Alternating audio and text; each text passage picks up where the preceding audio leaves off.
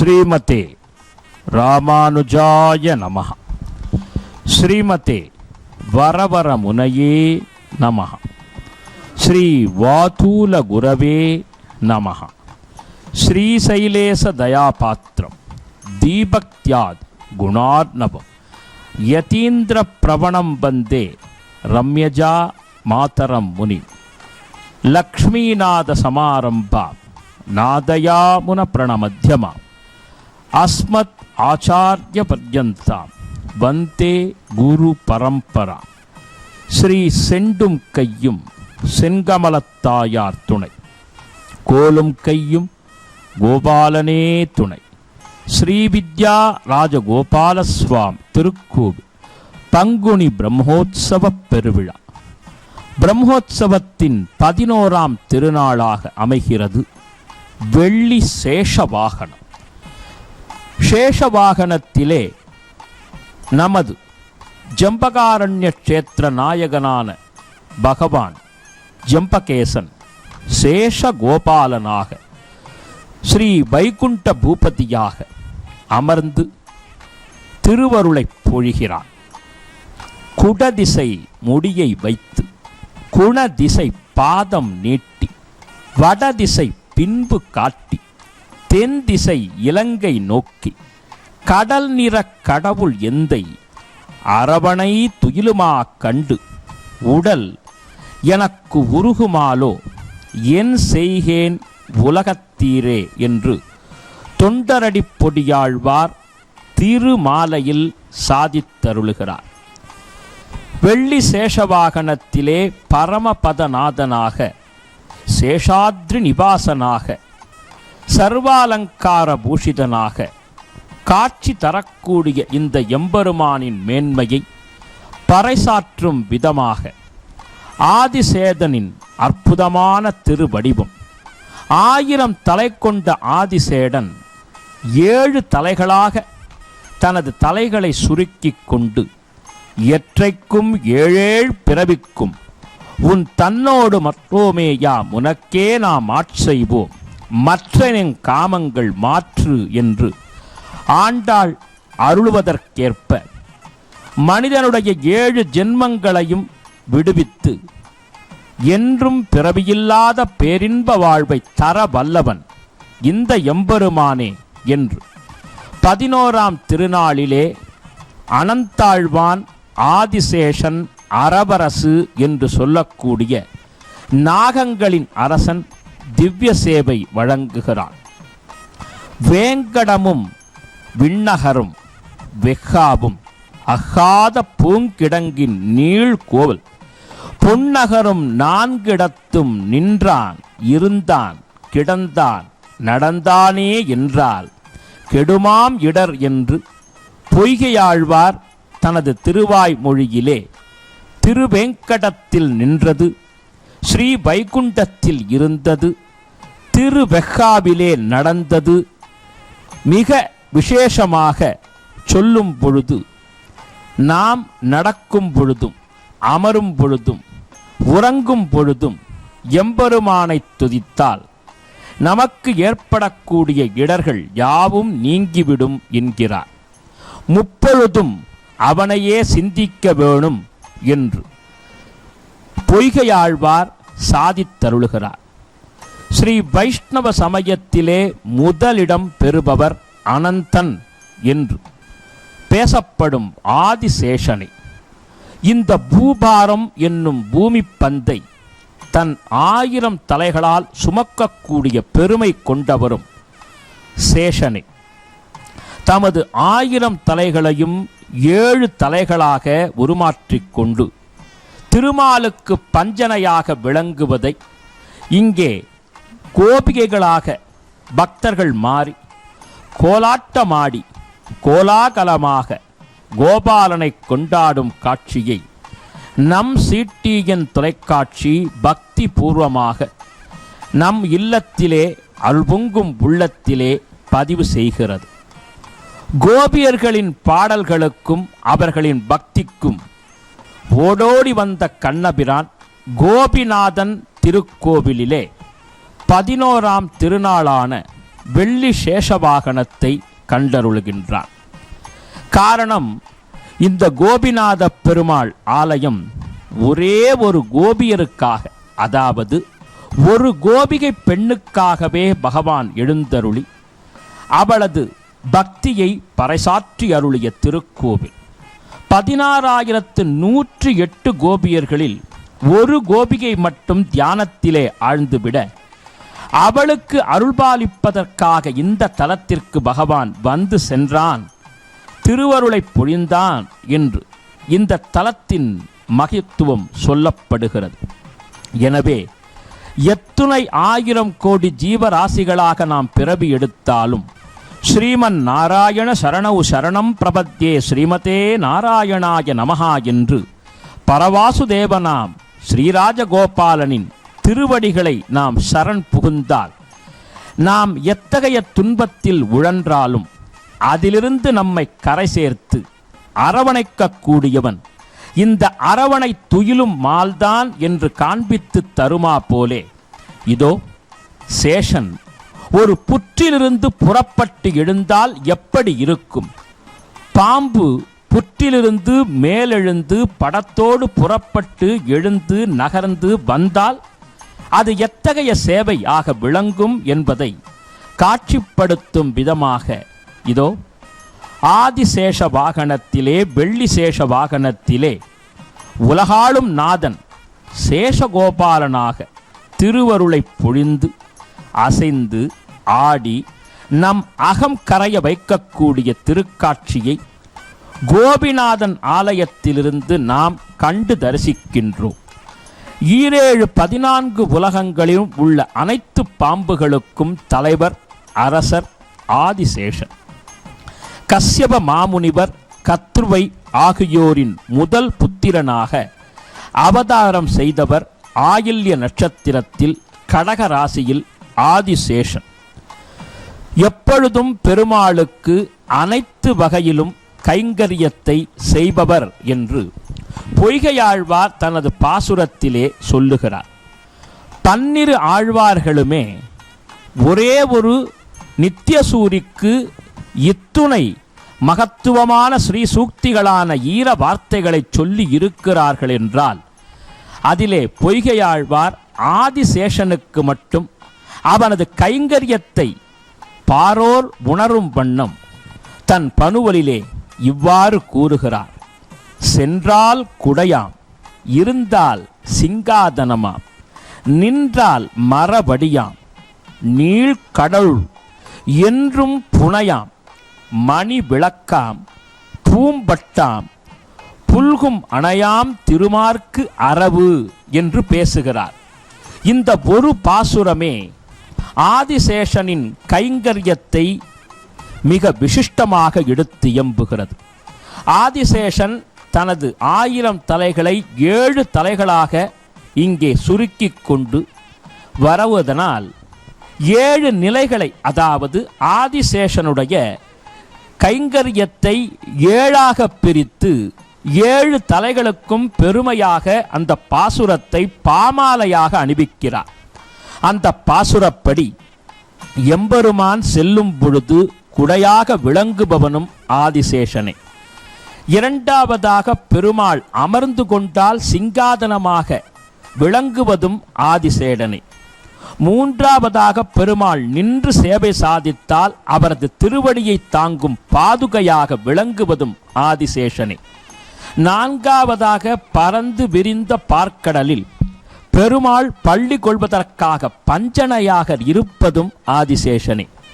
5ஆவதாக பெருமாளுக்கு திருமுன்பு அங்கே ஒளி வீசும் மங்கள விளக்காக ஒளி வீசுவதும் ஆதிசேஷனே. 6ஆவதாக நம் பெருமாளின் மேனியில் துலங்கும் பளபளக்கும் பூம்பட்டாக விளங்குவதும் ஆதிசேஷனே. 7ஆவதாக பெருமாள் துயில் கொள்வதற்காக சிரசு வைக்கும் அற்புதமாக தலையணையாக காட்சி தருபவனும் ஆதிசேஷனே என்று ஆதிசேஷனுடைய 7 தலைகளுக்கு 7 நிலைகளை கைங்கரியமாக விளக்கி சாதித்தருளுகிறார் பொய்கையார். உடுத்து கலைந்த நின் பீதக ஆடை உடுத்து கலந்த துண்டு தொடுத்த துழாய் மலர் சூடிக் கலைந்தன சூடுமித் தொண்டர்களோம் விடுத்த திசை கருமம் திருத்தி திருவோண திருவிழவில் படுத்த பை நாகனை பள்ளி கொண்டானுக்கு பல்லாண்டு கூறுதுமே என்று பெரியாழ்வார் தனது திருப்பல்லாண்டிலே உரக்கப் பேசுகிறார். அந்த அளவுக்கு பைநாகப்பாயை மிக விசேஷமாக கொண்ட பரவாசுதேவன் ஸ்ரீ ராஜகோபால சுவாமி தனது கைங்கரியத்திற்காகவே தனது தாய் தந்தை சுற்றம் நட்பு தனது சுகங்கள் அனைத்தையும் மறந்து ஸ்ரீமன் நாராயணனே சரணம் என்று அவனுக்காகவே தன்னை அர்ப்பணித்த ஆதிசேஷனின் மீது ஆனந்தமாக அமர்ந்து கொண்டு அனந்த பத்மநாபன் காட்சி தரக்கூடிய மெய்யழகு எங்கும் காணவியலாத ஒன்று.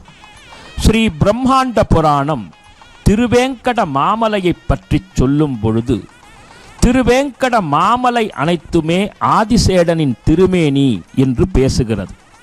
அதாவது ஆதிசேஷ பகவானின் 7 தலைகளான அவைகளே நீலாத்ரி, விருஷபாத்ரி, சேஷாத்ரி, கருடாத்ரி, அஞ்சனாத்ரி, நாராயணாத்ரி, வேங்கடாத்ரி என்று அந்த 7 மலையுமே 7 தலையுருவான ஆதிசேடனின் வடிவம் என்பதனால்தான் திருமலையே அந்த பாதையே அந்த மலையே வளைந்து நெளிந்து செல்கிறது.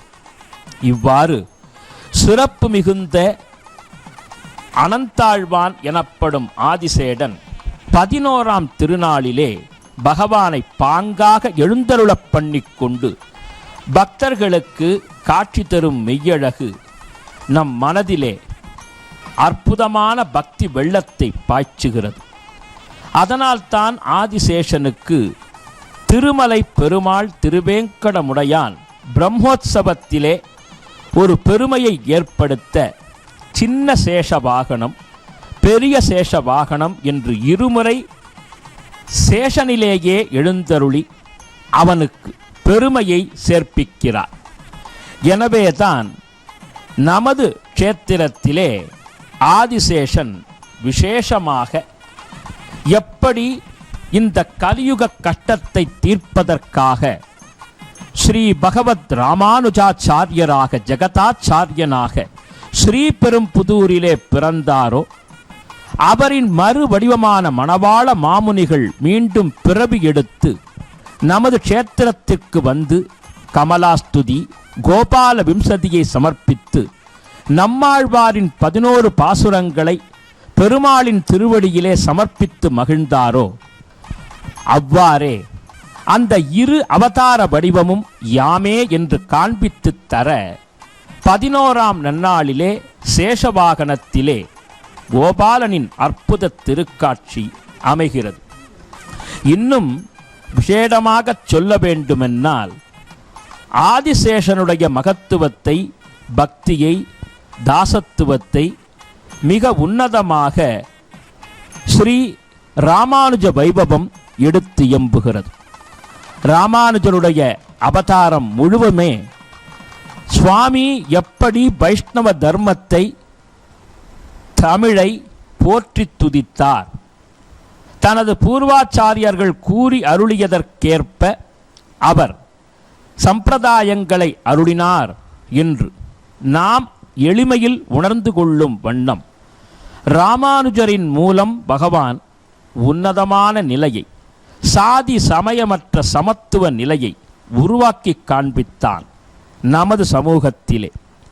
எனவே ராமானுஜராய் ஈடு பிரபத்தகரான மணவாள மாமுனிகளாய் அக்கே காலங்களிலே உலா வந்த அனந்தாழ்வான் இன்று தனது அற்புதமான விசேஷமான மகத்துவம் பொருந்திய சேஷத்துவத்திலே ஆதிசேஷனாக அமர்ந்து கொண்டு தன் திருமடியிலே ஒரு தாய் தன் குழந்தையை தன் மடியிலே எப்படி இருத்தி ஆச்சரியமாக மகிழ்ந்து கொண்டாடுவாளோ அதுபோலே இங்கே திருவீதியிலே உலாவரும் காட்சி.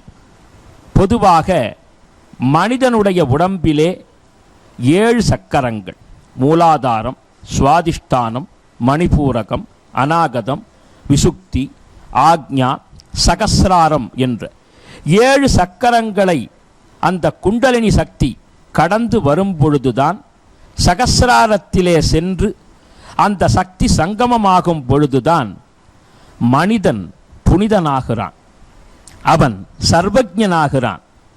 எனவே 7 நிலைகளை தாண்டி வர வேண்டும்.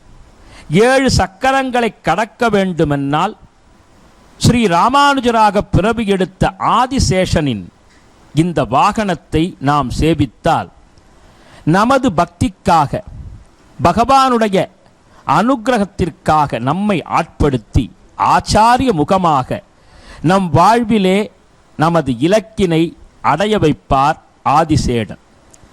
9 கிரகங்களிலே சாயா கிரகமான ராகுவும் கேதுவும் கூட சேஷன் என்று சொல்லக்கூடிய ஆதிசேஷனுடைய அம்சங்களாக நாக வடிவங்களாகவே விளங்குகின்றனர்.